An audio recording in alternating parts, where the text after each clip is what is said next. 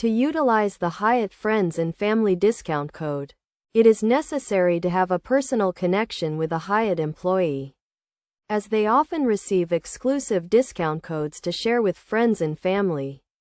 Once you obtain the code, you can book a stay at any Hyatt property through their website. The discount code can be entered during the checkout process in the special offer code box to receive a 30 to 50% discount on your stay.